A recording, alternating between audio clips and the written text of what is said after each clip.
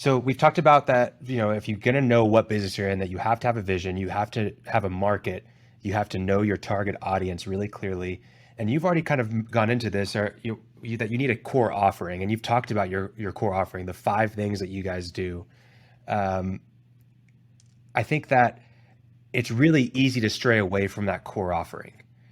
You may start with one, but because you want to get in the game and you see people throwing a ball around and you want to jump in, Yeah. you really quickly start to get involved in a different kind of game because you're trying to be all things to all people. How did you, or let's even talk about the experiential agencies and the build shops. How do you think they run into trouble without having that really solidified core offering? I know the partners that you have are probably, really solid on their core offerings because you've really chosen to select few, but the ones that are out there that are making the mistakes, what do you see them running into? Are they trying to do some of the things that you do on their own? That's interesting. So, yeah, I think the partners that we see do it really well. They have a system of how they do it. And just to be clear to listeners, a system is just an agreed upon method of how you do business with each other in your own company. Um, so you might have a list of vendors that you use for, could be for freight or for graphics or for labor or whatever, but it's a written list and you force rank that. So it's preferred maybe by market. We know these guys are great in Philly, these guys are great in Chicago, and these guys are great here. We know that we always want to have our graphics done locally or we produce them in-house because the quality and fit and finish matters or whatever that is. If you're choosing a company like us, you've probably tested us on a project. And we've had to pass that test before you and trust us with more. So I think it starts with the good ones have a process, and I think the other thing is, the bigger guys that will outsource, they do that because they're at capacity in their own shop, and they don't try and burn out their own people, or they don't do, when you're running. If you've ever run, you know, 2 shifts or 12-hour shifts, I know that we always cut at 12 hours with our crews because at 12 hours it goes to double time. And I promise you this, labor, shop, graphics, you're paying the most money for the absolute sloppiest work because people get exhausted. They They're just not do. machines. And you go, man, we used to be those guys that go, we're on 37 hours and we're warriors, man. And, that's why you hire us. And it's like, you can't even pour a drink without spilling it on the table over there. Right. So, I think that's some of the maturity that comes with, time and experience is, again, our vision of doing more work for fewer companies. I didn't really mention this, Khalil, but one of the reasons we did that was to try and bring the joy back into our own lives.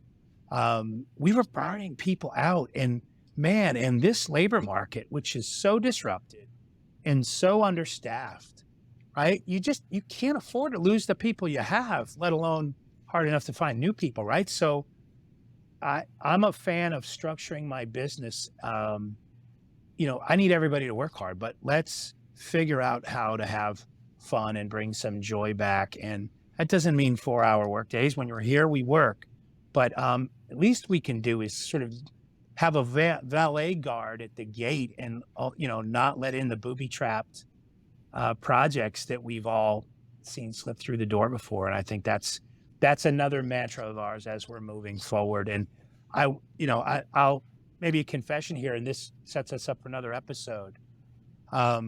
We had a phenomenal first 6 months and put some money in the bank. We took advantage and paid attention. We're able to fund with one of the small business government loan programs, the EIDL loan. It's allowed us to have some money to invest. It's debt.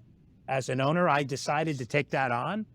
But I will say this, having a little bit of money set aside does allow you to be selective and be more disciplined. Because I know what it's like to sweat payroll every week. I did it for 30 years. And it's one of the things that makes you chase that revenue monkey up the tree when you really shouldn't be climbing that tree that high. So I will say, and yet the lending markets for particularly for the trade show and exhibitions industry are not back to normal because our balance sheets are still, a lot of us haven't built back enterprise value yet.